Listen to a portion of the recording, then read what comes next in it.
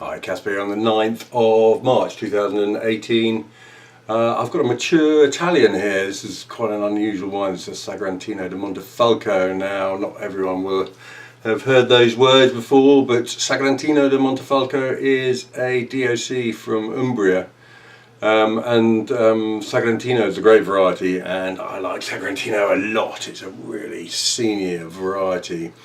I think people worldwide have only quite recently sort of cottoned onto it and realised just how good it can be, and they've realised just how good it can be because of the travails of people like this man Paolo Bea, who makes among the best wines of the commune. This is 2005 Sagrantino di Montefalco Pagliaro from Paolo Bea, and we sold this, gosh, quite a few years ago, and I was utterly entranced by it at the time, and so bought 6 for my own cellar, so I'm giving it a go.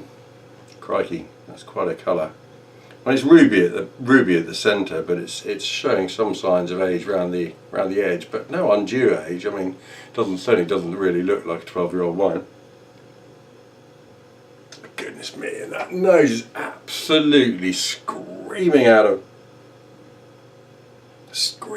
the glass. Oh, let's just try and put a finger on some of these things that I'm smelling. It's sort of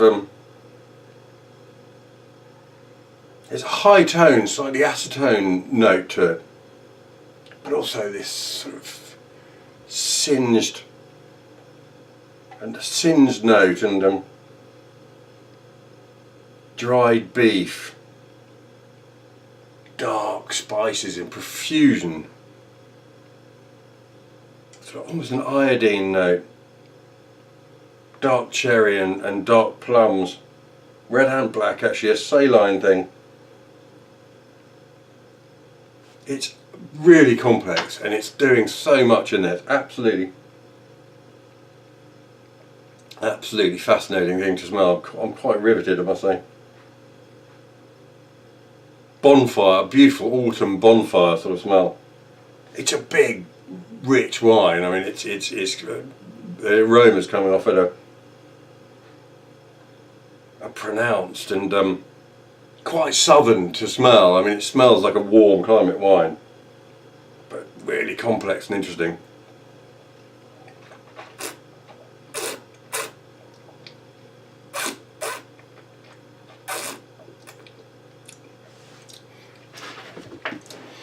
And then that palate is, it almost smells a bit like some of those big Puglian, fabulous southern reds, but in the mouth it's much more upright, less broad than those Puglian reds. It has an enormous mineral sort of thrust that takes you right through to the very long finish.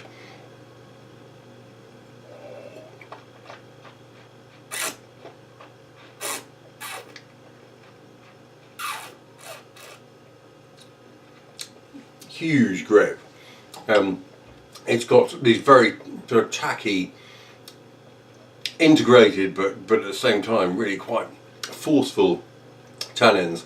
Not unripe, but just, you know, they're quite masculine and present, and they grip right through to this very long finish. It's a wine that really you should have with food. I mean, don't even try to drink it without food. It's big and rich and highly structured.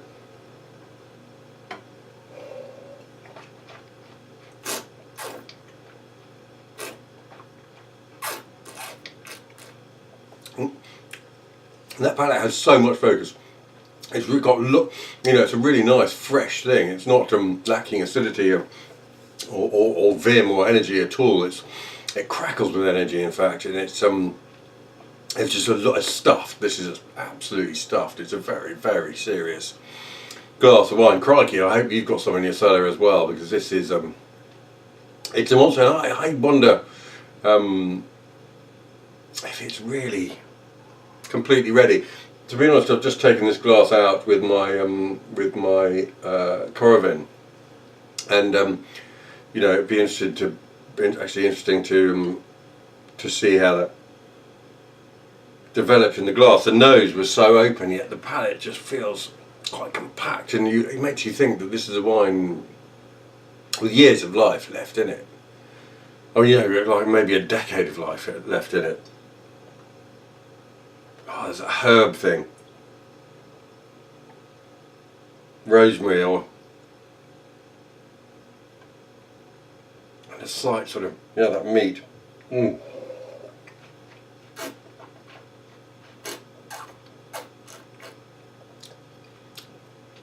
I'm profoundly impressed and slightly scared of that wine, I must say.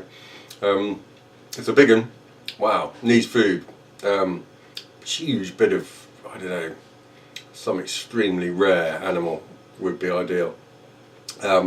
Crikey, there we are. 2005 Sagrantino di Montefalco Pagliaro from Paolo Bea. What a thing, what a thing.